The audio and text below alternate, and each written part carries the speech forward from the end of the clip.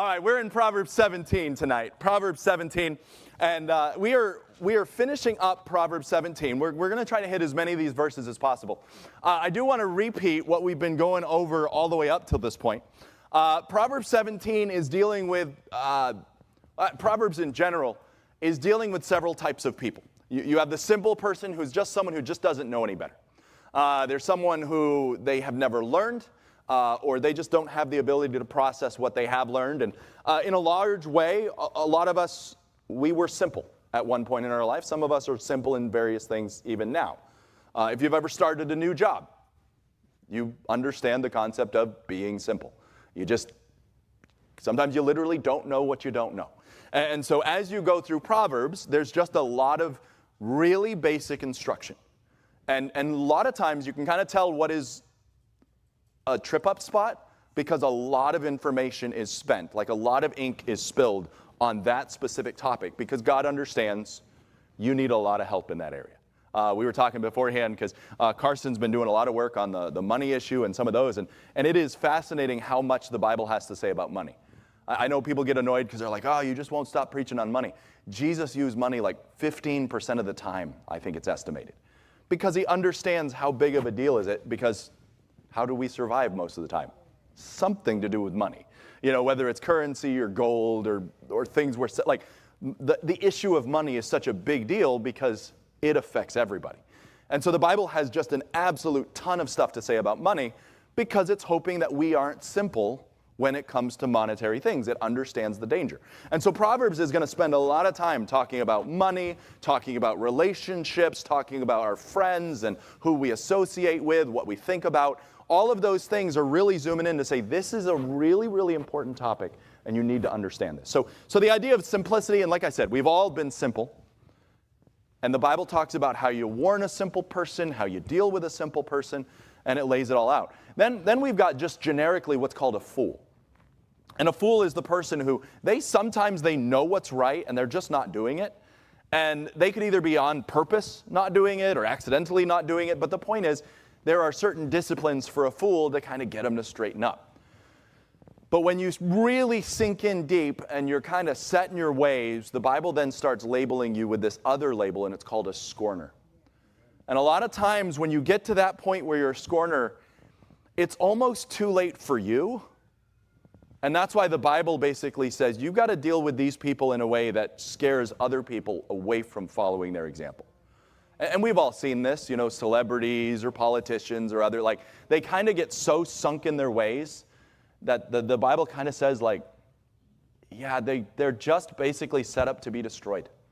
It's just, they're kind of beyond the point of no return. Now, hopefully they will, but a lot of times the Bible is treating a scorner because it's someone who knows what's right and knows what they should be doing, and they are intentionally doing the opposite. I was joking around with a guy the other day. Mark Twain had a lot of very humorous stuff to say. You know, but you study out what Mark Twain had to say about the Bible and here Mark Twain's a brilliant guy, hilarious writer. But I mean, he was like a working definition of a scorner with a lot of, like, I mean, and a lot of these guys who are very, very clever, like they're very intelligent and they're very smart. When it comes to biblical things, they really do fit the definition of a scorner. So all of those people are going to be called fools. A fool has nothing at all of bearing on your intellect. You could be the most brilliant person in the room, and you could still be a fool. Because a fool has more to do with your character and how you're acting than your intellectual capability. All right? On the other hand, the Bible's also going to deal with a wise person. And a wise person is that person who knows what's right to do and is doing it and trying to keep doing it. And there's always going to be places to grow, which is why Proverbs keeps repeating the same thing over and over to say, I'm going to give more subtlety to the wise because, again, it's not an intellectual thing. We were talking about escape rooms. You know, escape rooms, you could be extremely good at escape rooms and really, really bad at other things. You know, like, it has no bearing whatsoever on life.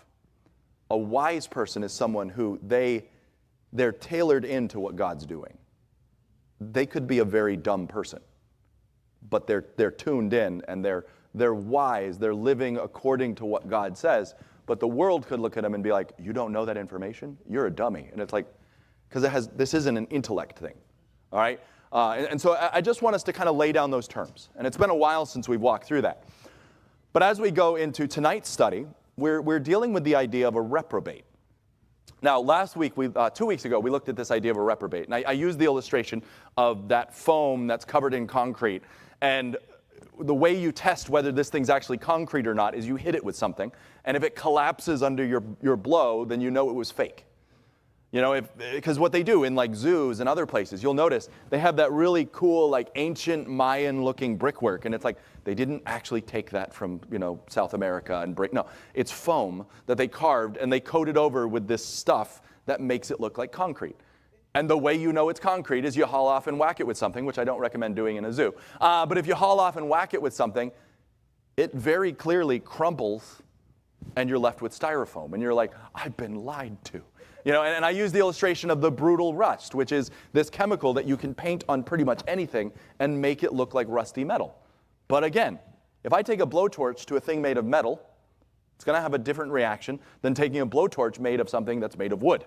You know, I very, very clearly am going to tell what is real and what is not when I put it under pressure. And that's the idea of this reprobate, because the Bible is going to say that being a reprobate, being a person who's just putting on a show, and you're not really sincere, you're not really what you claim to be, it's an extremely dangerous position, and that's what we looked at last time. But tonight, what I want to do is I want to say, okay, what are some of the qualities of someone who doesn't want to be a reprobate? They want to do the right thing. They want to be living for the Lord. What are some qualities that they're going to have, and how can we live wisely in this arena? So that being said, look at Proverbs 17, and let's walk through this. So the handout that I gave out this morning, and if you still need one, they're back on the table. But it's this idea of what are some of the things that a reprobate will not be doing? What are some of the things that they'll hold up under? And so look at Proverbs 17, and you'll see it here in verse 14. All right, so this is about where we left off last time. So Proverbs 17, verse 14, it says, "The beginning of strife is as one letteth out water. Therefore leave off contention before it be meddled with." I don't know about you, but the way this one was worded, I was having a really hard time understanding this image. Okay? When you study it out, though, you've probably seen this in action. I don't know if any of you have ever played in the dirt. I know it's probably been a while for most of us.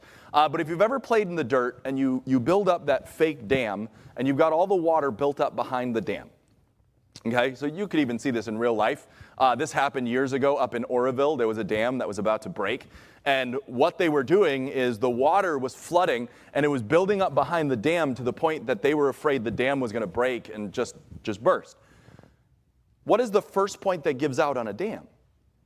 There's this tiny little thing that cracks, or there's this tiny little opening that's letting out a little bit of water at a time, and it just lets out too much water and it rips the dam apart. And one of the dangers over there, I think it was in Oroville, was their spillway wasn't lined with concrete, I think. And so what they were afraid of is if they let out too much water into this spillway, it was going to wear away all the dirt, and that supported the dam, and it was going to collapse. That's what this Proverbs is talking about. It's saying that when strife comes, the beginning of strife is as one lets out water. And so, again, this is what I used to do as a kid. I would build this big dam of dirt, and I'd have a hose, and I'd fill up the water behind the dam. And then you'd take your finger, and you'd run it along the top of the dam, so just a little bit of water starts flowing out. And before long, what happens is that little channel you've made begins to dig deeper and deeper and wider. And before you know it, the entire dam just collapses because it was that little bit of water that was flowing through, and it just destroys the entire dam. And before you know it, all that water is just flowing down. It starts with one breach, and that one breach goes flush, and it just rips the dam to shreds. And that's what Proverbs 17 is referencing, that the beginning of strife is like that one hole that you poked in the dam, and you're like, I'm just going to let a little bit of water out. Okay, the reason they have to make dams out of concrete and steel and all of these really strongly reinforced things is because water pressure tends to just tear things apart. That's the same idea with strife. Strife, it starts out innocent and it starts out easy and it starts out, I'm just firing one little volley here. It's not a big deal. I'm just making the one snide little comment under my breath. It's not a big deal. But we all understand how often does it stop there? It doesn't. It keeps going. And so that's what he's doing here. Again, it's kind of the parable, if you will.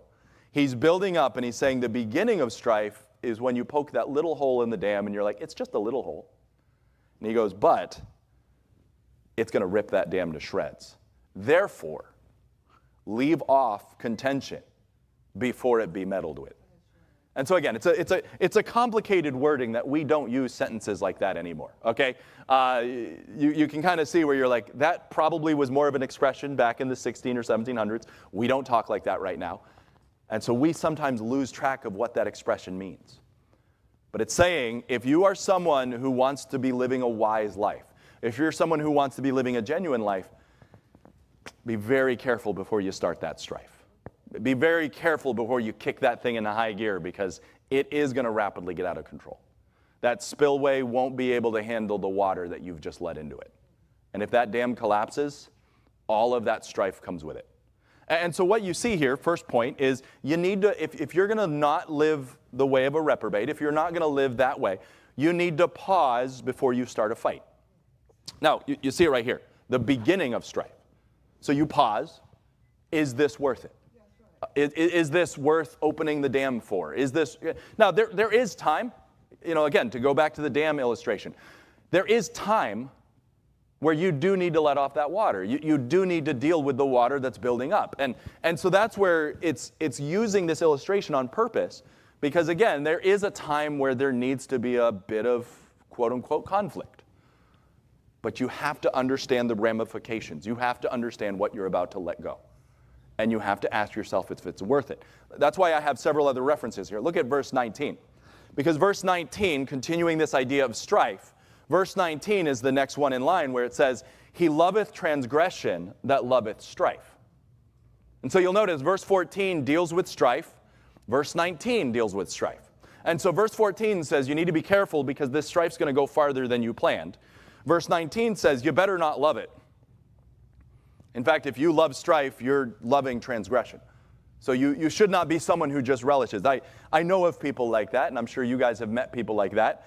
Maybe depending on your personality, you might have been a person like that before, where you just, the expression, you see a dog and you just kind of aim a kick at it. You just, there's not a problem that you don't want to get involved in because you just kind of like the fighting. And some people are that way. I'm really not. I don't go out of my way to be like, I don't have enough stress in my life. I'm going to go start new fights. But some people like it. They relish that. And the Bible says if you love strife, you love transgression. It's tying those two things together. But you also, look at the last half, he that exalteth his gate seeketh destruction. And so what this is doing is it's telling you what your focus needs to be on, or what your focus needs to not be on. Because look at this, he that exalteth his gate, it's his own things. It's his own power, his own authority, his own whatever. And so the Bible is saying if you love strife, you love transgression. And if you're obsessed with self, it's going to destroy you. If you're obsessed with your own glory, your own ways, and you can see how strife is going to lead to this. The Bible says that only by pride cometh contention. And so what are we seeing here? We're seeing the idea of fighting just for fighting's sake, or fighting to retain your own glory, or fighting to retain your own honor. That's pride, and only by pride cometh contention. Now, there are times where there needs to be, so you think about like Peter and Paul. They withstood each other. There was a conflict there. There was a sharp contention, if you will. But what was it over? Oh, that's Barnabas and Paul. But that was a good negative example. Barnabas and Paul was a good negative example to examine. But with Peter and Paul, Peter was not living consistently, and Paul was leading others astray. And so Paul went to Peter, and it says he withstood him to his face because he was to be blamed. Because Peter was saying one thing and living another way, and it was leading so many people astray because of his position, that Paul had to get right up in his face and say, you are telling Gentiles to live a certain way that you're not willing to live. And it was because of the glory of God and because of the preservation of the gospel. That's why that contention had to happen. But to bring up Martha's point, you have Barnabas and Paul. Barnabas and Paul were the best of friends. They had traveled together. They had ministered together. They were super close. And there was a contention because Barnabas wanted to take a family member on a trip with him, and Paul didn't. And to this day, you look at both of those men and you go, I don't really know who was right. Because Mark had abandoned them, and Paul was right in saying, he is not tested, he is not proven, and he's abandoned us. I don't want to give him another shot. And we could say that's unmerciful, but yeah, I can see that. But Paul can say, I want someone I can trust to come on my journey with me. I need to make sure you're not going to drop and run at the moment of conflict. And Barnabas, who was admittedly far more compassionate than Paul, Barnabas comes along. He does have that difficulty of it being blood relative. And he's going, I think we should give him another chance. And we look at that from afar and we go, was that Barnabas with a little bit of nepotism going on, where he was just kind of looking out for his own family? Or would Barnabas have been that way for anyone? I don't know. I think Barnabas probably would have been that way with everyone because, he was one of the first to come to Paul. But the fact is, Barnabas said, I think we should give him another chance. Paul said, nothing doing. And they had such a split that they actually divided and went separate ways for a long time. They seem to have made right later, but that was pretty traumatic. And so the point is, there are going to be contentions that come. There's going to be fights that come. There's going to be disagreements that come. We need to make sure when those disagreements come, we're not doing them for the love of it. We don't do it like, I just want to get in a fight. We're not doing that. We also have to make sure we're not doing it just to defend our own. Because again, that's where pride comes in, and pride is going to destroy. But we also have to be very, very careful that we're not opening up the dam too fast. Because then it's going to rip to shreds, and it's going to cause untold destruction. And so you can kind of see how that carries out. Hop down to verse 27 and 28. 27 and 28 is going to give us kind of the last part of this, and you can see it's all laid out there. It's not saying don't fight.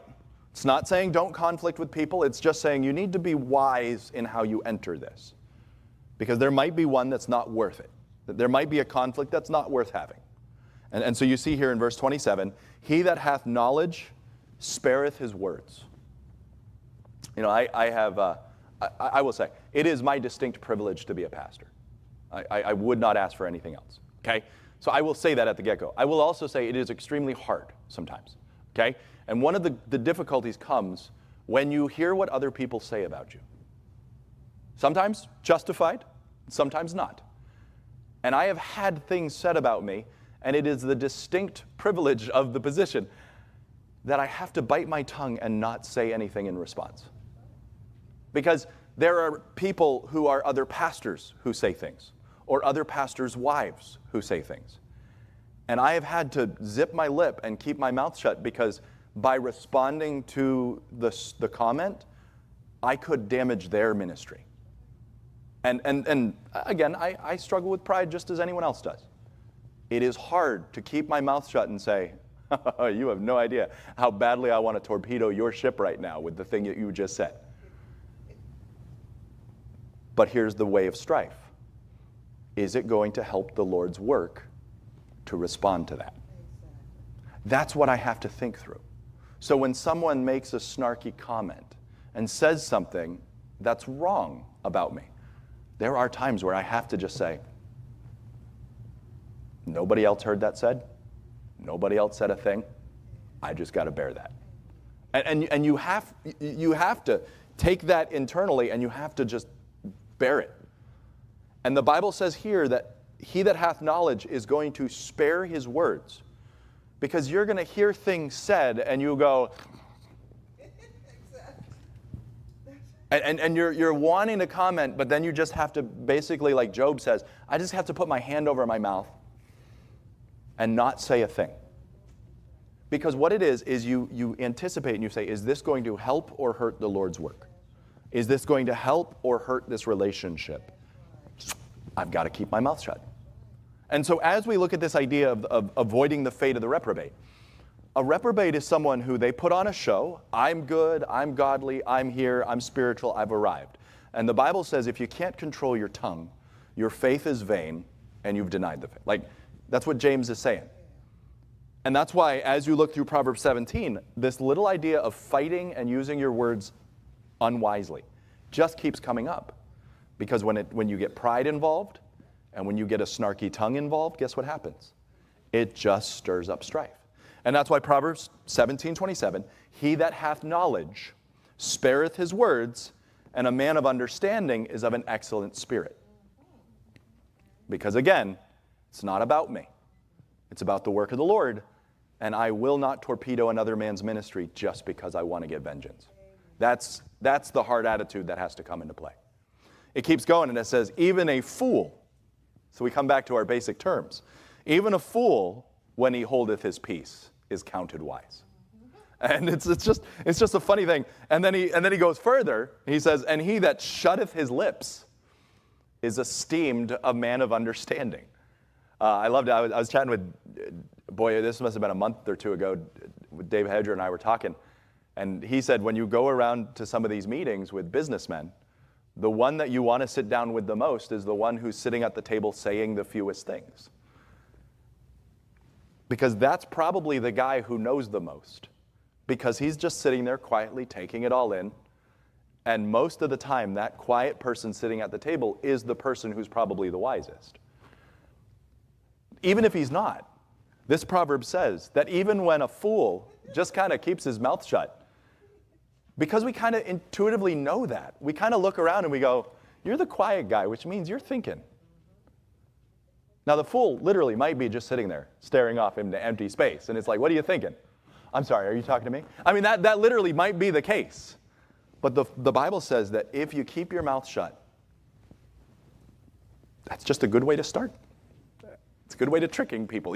But the idea here, though, is grievous words stir up anger.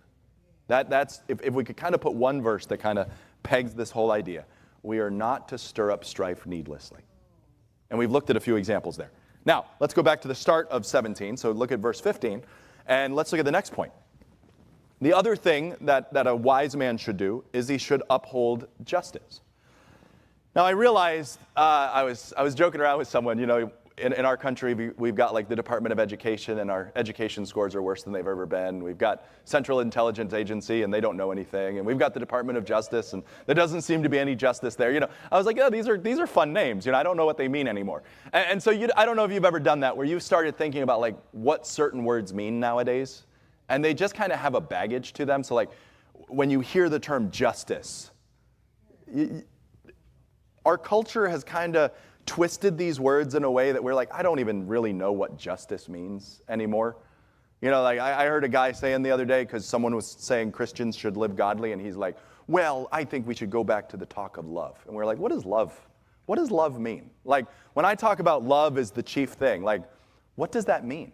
Does that mean I should just tolerate anything that, And so there's certain words that have just kind of lost their meaning over time. And so biblically, the Bible has a ton to say about this topic of justice. But justice is one of those words that just kind of gets lost in the mush. And we don't quite know what justice means. And so Micah 6:8 is going to say things like, he hath showed thee, O man, what is good. And what does the Lord require of thee? To do justly, and to walk humbly, and to love mercy, and to walk humbly with thy God. Do justly, love mercy, walk humbly with thy God. And you're like, okay, but what does that mean? Like, what does that word do justly mean? And really, the idea of justice is, if this guy is guilty, then he will receive the punishment. And if this guy is innocent, he will not receive the punishment. That's the idea of justice. And over, the Bible is going to come and say, you should not punish the innocent. You should not let the guilty go free.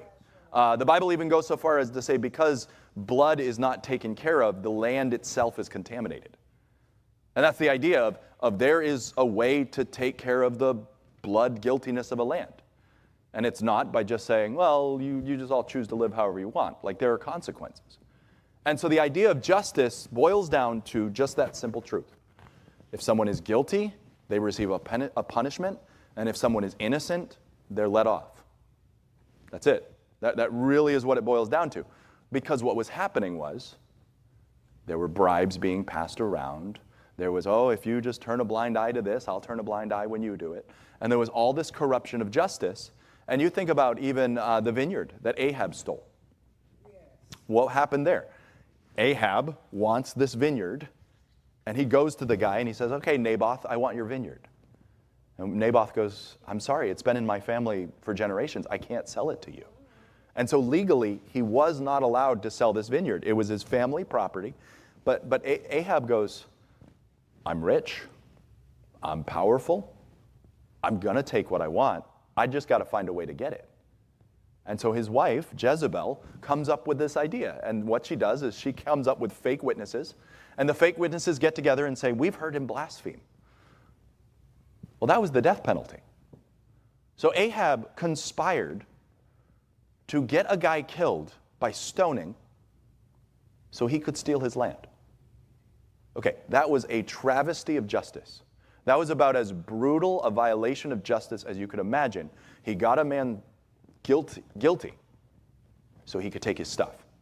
And then Ahab took his land and made it his own. And so now Ahab looks like he's gotten off the hook. Ahab has just violated justice by violating the rights of an innocent man to steal his property, and he looks like he's gotten scot-free. And what does God do? God comes along and says, hey, Ahab, you're going to die for that. You're going to die, and not only are you going to die, you are going to shed your blood in his vineyard that you stole. And guess where Ahab dies? In the vineyard that he stole from Naboth, because God is concerned with justice. But I want you to notice, because I think these specific verses are extremely pertinent to today's society, because today's society hates authority, wants to judge authority for everything, and says, how dare you tell me what to do? And so we're going to just throw authority under the bus. Or, on the other hand, it says, well, they're rich and powerful, let's leave them alone. Both of those are a violation of justice. And I want you to see it, because look at verse 15. So point number one, you need to pause before a fight. Okay? Pause before a fight. It's not saying never fight, it's just saying be wise about it. Point number two, uphold justice. Look at verse 15. He that justifieth the wicked. So this idea of justifying means declaring to be innocent. So he that is declaring innocent the person who's not innocent. He's justifying the wicked, but also the flip side, he that condemneth the just.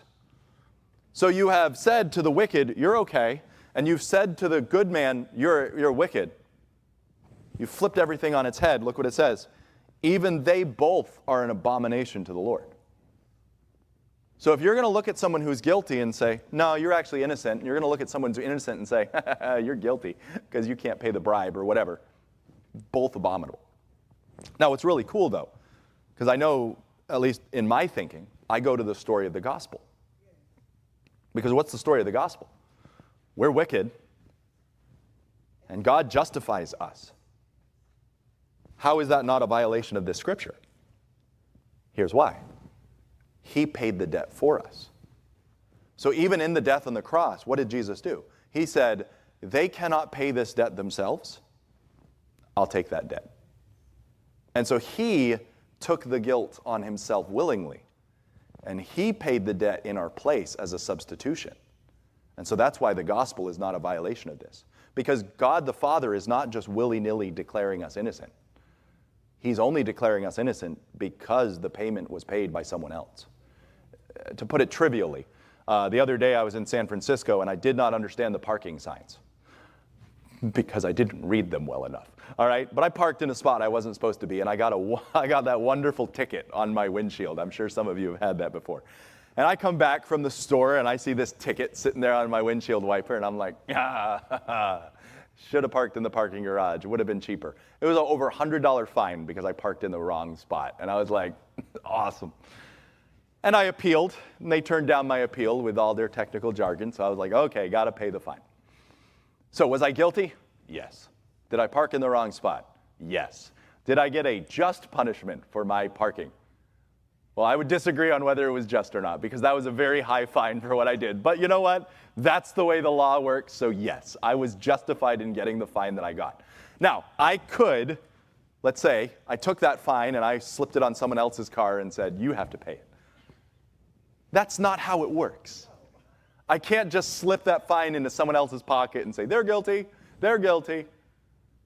No, I have to pay that fine myself, or someone else would have to come along and say, how much does he owe? That much? I'll pay it. The point is, the fine has to be paid. And so that's, like I said, that's the beauty of the gospel.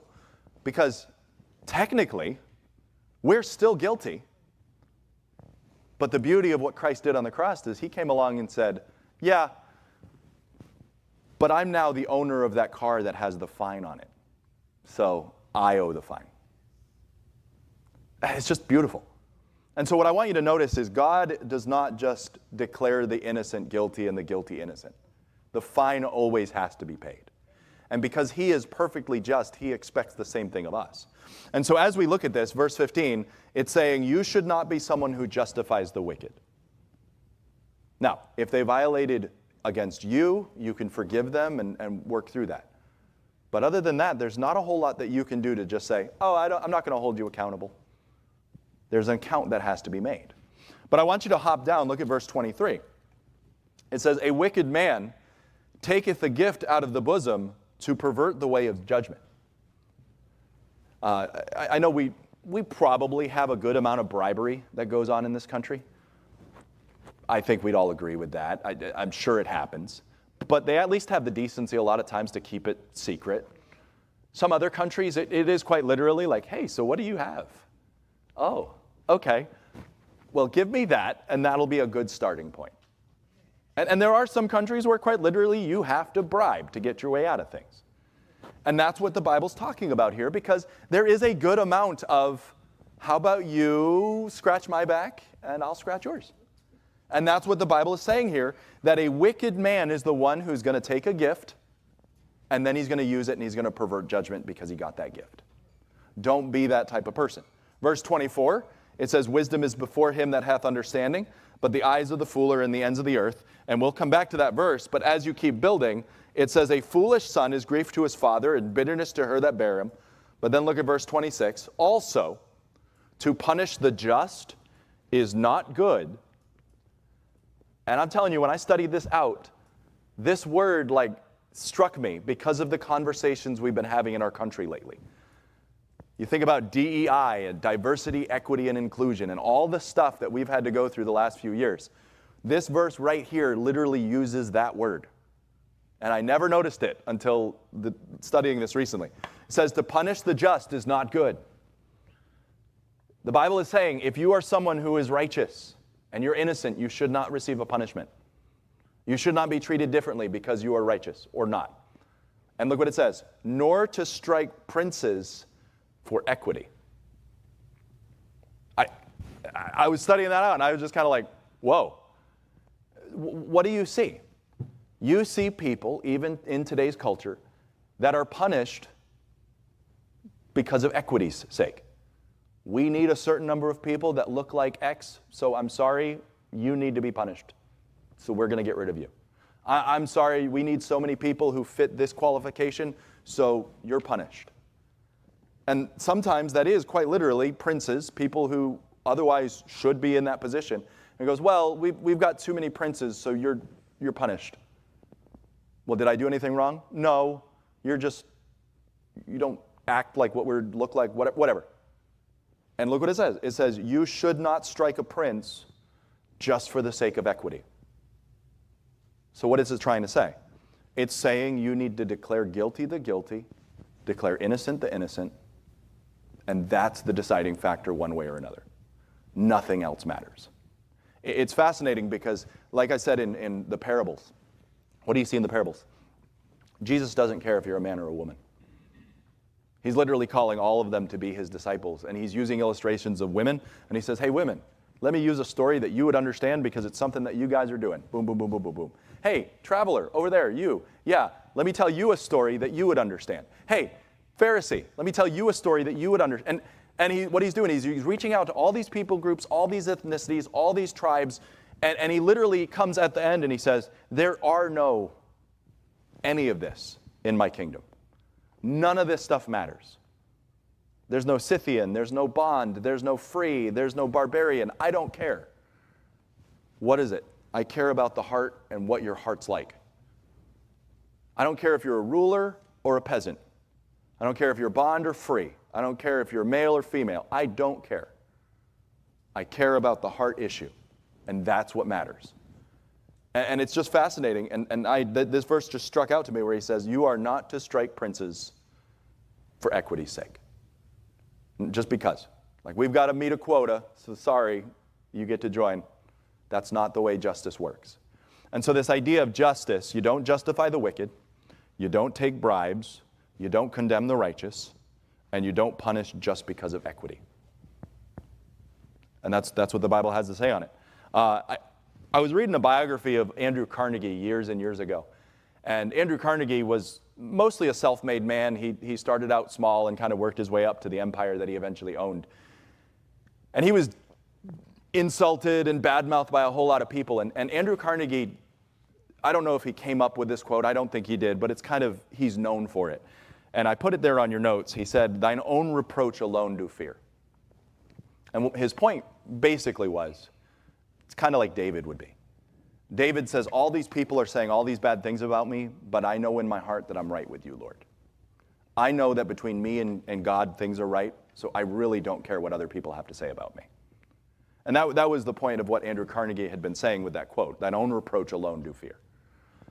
And so you know your heart, and you know as you look at yourself and you say, am I right with the Lord? Am I doing the right thing? Am I living in the wisdom here in these passages? And so you can examine that and you can say, it doesn't matter what other people think of me. I know how I stand before the Lord. And sometimes that's scary because you go, other people think very highly of me, but I know where I stand before the Lord. And then other times you're like, everybody's bad-mouthing me, but I know where I stand before the Lord. Now, I twist the quote at the very end, and if you look at the final page there, instead of thine own reproach alone do fear, I think it would be better just to say, would Christ think well of me doing this? Christ's reproach alone do fear. Would Christ think well of me doing this? And as you think about the strife and as you think about the justice and the various things, the decisions you have to make, we make those decisions to please the only one that matters. This was a sermon series we did months ago where it was the audience of one. He is the one we declare. He is the one we live for. He is the one who's our focus. And we stand or we fall based on what he thinks of us. And so again, that's kind of the beginning of the study here. We're going to pick up here next week, Lord willing. But take some time, look through this. You'll see some of the remaining points here as we finish up Proverbs 17. But I do want to open it up for question and answer. I don't want to go too late tonight. I'd rather us kind of dig into just these 2 points than go get through all 5. So questions or comments tonight? Mike? Your example. Is this on? Hello. Sounds like it is. Your example about the parking ticket reminded me of my own sin. So I won't say when, but it was a while back. And I was speeding. And I got pulled over. And I was a little annoyed by it because, of course, I had a place to go. The traffic was slow, all that stuff. But afterwards, I was examining. I went, oh, my gosh, I could have killed myself. I could have killed somebody else, injured, destroyed property, all that kind of thing. So I actually sat down with the ticket, wrote the check, and I wrote a letter to the judge thanking the police officer for pulling me over and preventing me from causing that danger. Sent it off. I felt a lot better about it, yeah. Especially since it was a really big ticket. Yeah. Any other questions or comments tonight? Dick. I have a couple of mentors that helped me a lot with what you're talking about tonight. And one of them told me, pick your battles wisely and keep your powder dry. And another verse that helps me a lot with these thoughts are the Bible says that the discretion of a man deferreth his anger, and it is his glory to pass over a transgression. That's what Jesus does. So I think it's pleasing to the Lord when we pass over transgressions. We are grace givers. We just kind of learn how to overlook people's faults and not be picking on people all the time. And then also another verse that's helped me with the same idea is the Bible says kind of, I love this verse. I think about this a lot. A fool uttereth all his mind, but a wise man holds it until afterwards. So kind of like your thought you said that we were talking about, Mike, that I have some mentors that taught me that what we were talking about, that when you go out to like a dinner or I go to a lot of like business meetings, he said, look at these tables. Watch, make this observation, see if this is not true. He said, whatever person at that table talks the least is the most successful person at that table. And I started doing that. He was right. A fool uttereth all his mind. Wise people they're not like a chihuahua. They don't bark all the time. They're not big talkers. They learn how to, they withhold a wise man holds it until afterwards. So that's just a good, I think, principle for all of us could benefit from. Learn how to put a filter on our mouth, right? So just a couple things, random thoughts that have helped me over the years. It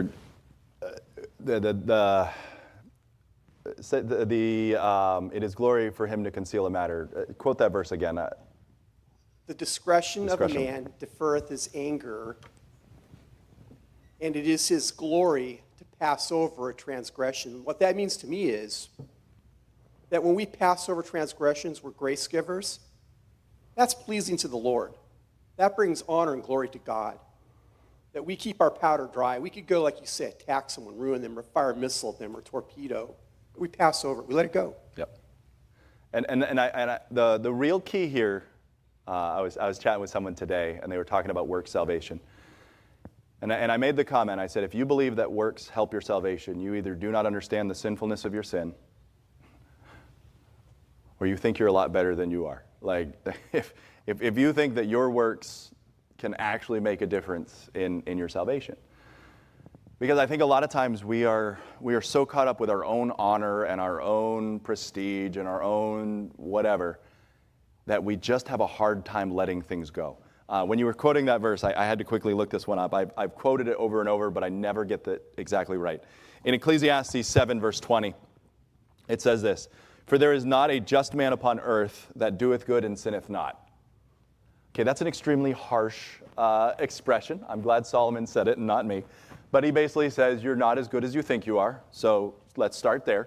But then look what he says in verse 21. He says, also, and you're like, no, stop. You hurt me enough. All right, but he says also, take no heed to all the words that are spoken. And so the point is, you're going to hear people say no shortage of things about you.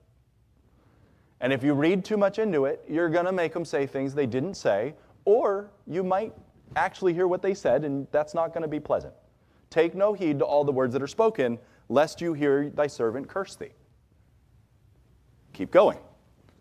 For oftentimes also thine own heart knoweth that thou thyself likewise have cursed others. And you're like, Solomon, stop it. Like, just leave me alone. He just like hit it between the eyes, where he's like, you're not as good as you think you are. You're going to hear people say things they didn't mean, and even if they meant it, you've done it too. You're like, ow. And that will help you defer your anger.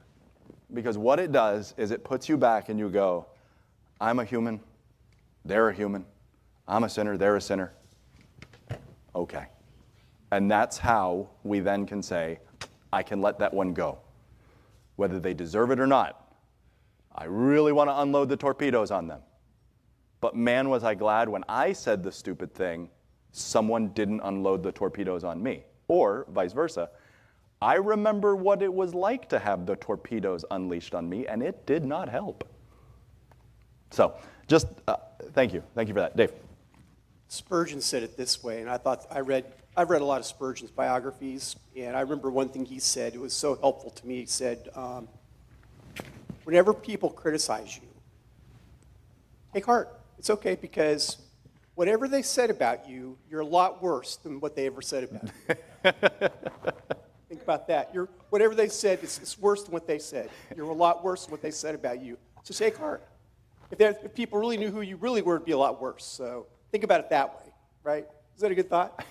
I love that thought. It's the true self-deprecating humor. I want to bring it back around to the gospel, though, because I think this is where the beauty comes in. Because I think we as Christians, we sometimes can be like, I'm just going to beat myself up, and that's okay. And the Bible beats us up quite a bit. But think about what the gospel means for us, though. Because when we were sinners and his enemies, he died for us and said, I'm going to pay that debt that you don't deserve me to pay. And that's the beauty, and that's where we can sing a song like Bring Them In, and we can go serve people who we would be like, come on, just why are you making these decisions? And it's because in the grand scheme of things, look at all that I've been forgiven. How can I not then forgive others and live in a way that tries to bring them in line with that too? It's a beauty. So, any final questions or comments? This has been really helpful.